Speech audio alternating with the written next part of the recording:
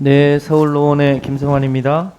코트라 사장님, 예, 존경하는 이소영 의원께서 오전에 질의를 하셨습니다만 조금 보충해서 말씀을 드리겠습니다. 우리 코트라에서 매년 그 국별로 진출 전략 보고서 만들고 있죠. 예, 그렇습니다. 2020년에도 82개 나라의 주요 환경을 분석하고 진출 전략 보고서 등을 만들었던데 조금 우려스러운 게 있어서 말씀드리려고 합니다.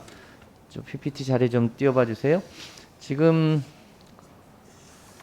코로나 때문에 세계가 아주 난리죠. 예, 이 코로나 경제 위기를 어떻게 돌파할 거냐, 기후 위기를 어떻게 대처할 거냐, 세계적인 불평등은 어떻게 해결할 거냐 이런 문제를 두고 4차 산업혁명과 그린 뉴딜 뭐 이런 녹색 금융 이런 게 지금 세계 대세 아닙니까?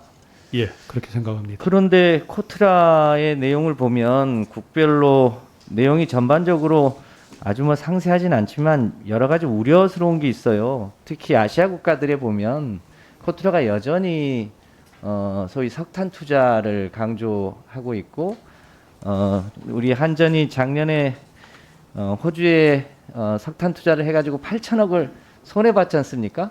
그럼에도 불구하고 여전히 호주가 이 석탄과 광산이 유망하다는 식의 전략 보고서 등을 내셨거든요. 그런데 제가 눈 씻고 찾아봐도 실제로 유럽과 미국과 중국의 최근에 소위 기후 위기를 극복하기 위한 그린 뉴딜이라든지 이 탄소 국경세 등이 무역에 미칠 영향이라든지 이런 거는 거의 찾아볼래야 찾아볼 수가 없어요. 왜 그렇다고 생각하세요? 죄송합니다. 우리 동료들이 그린 에너지에 대해서 최근에 적극적인 관심을 못 가져서 죄송합니다.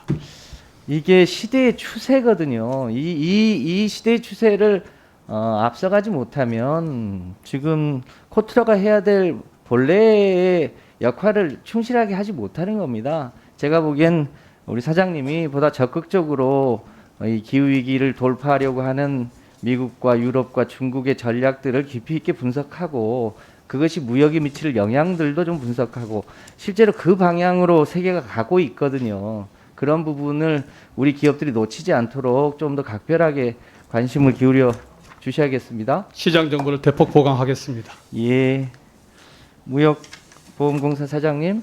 네, 마찬가지로 오전에 이소영 의원께서 무역보험공사가 지난 10년간 화석연료 분야에만 11조 원의 무역 보증을 했는데 이 무역보험공사가 석탄보험공사냐 수준일 정도로 재생에너지보다 소위 석탄과 화석연료 쪽에 보증을 많이 쓰셨거든요. 어떻게 하실 거냐 앞으로 그렇게 물어봤더니 상대국의 요구나 환경 개선에 기여하면 그러면 엄격하게 할 수도 있는 거 아니냐는 취지의 말씀을 하셨는데 여전히 그런 생각이신가요? 예, 아까 말씀드린 취지는요. 기본적으로 뭐 이소영 의원님 이 취지에는 공감은 하고 저희 공사 입장에서는 정부의 스탠스하고 좀 맞춰서 굉장히 신중하게 검토를 하겠다라는 뜻 취지로 답변을 드린 거고요. 죄송한데 최근에 예. 사실상 정부가 더 이상의 석탄 투자는 없을 것 같다고 얘기한 것에 대한 내용도 파악을 하셨죠? 예, 당연히 그렇습니다. 그러면 일단 사실상 앞으로는 어렵다고 보는 게 맞지 않습니까? 예, 참고로 이렇게 저희가 많은 석탄 발전 지원을 했다고 언급을 해주셨는데요. 저희가 17년도 그러니까 OECD의 공적 수출 신용 협약상에 석탄 화력 발전 그 지원이 제한되기 시작한 게 17년인데 그 이후에는 지금 위원님 잘 아시는 자화 딱 한 건이고요. 현재 검토되고 있는 석탄 발전 지원 프로젝트는 없다고 말씀드릴 수 있습니다. 자와 9, 10 때도 여러 가지 우려가 많이 있었지 않습니까? 한 가지만 좀 확인해 보고 싶은데요. 사장님은 이 기후위기가 어느 정도로 절박하다고 생각하십니까? 짧게. 절박하다고 생각을 하십니까? 예, 저는 기후 변화 위기 기후 변화 위기가 실질적인 기업의 챌린지로 바짝 앞에 와 있다고 생각합니다. 네.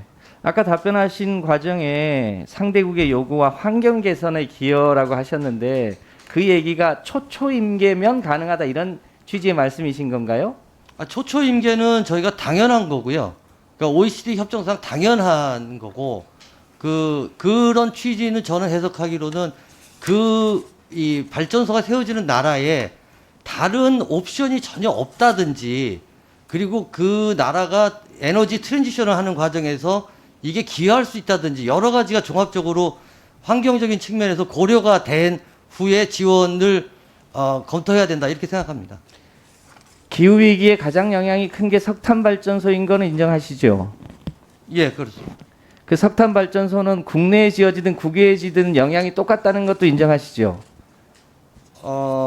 뭐 그 발전소로 인한 기후 변화 영향은 뭐 동의를 할 수밖에 없다고 생각합니다. 예. 그 초초임계가 초임계나 아임계에 비해서 실제로 이산화탄소 총량이 줄어드는 건 5%에서 크게 봤자 10% 내외인 것도 알고 계시죠? 예, 저희 공사에서는 그것뿐만 아니고 좀 IFC 기준까지도 조금 엄격한 것까지도 내부적으로는 기준으로 삼고 있습니다. 석탄 발전소는 아무리 엄격하더라도 사실상 미세먼지는 좀 줄일 수 있을지 모릅니다만 기후에 영향을 미치는 이산화탄소 총량을 줄일 수 없는 시설인 것도 인정하십니까?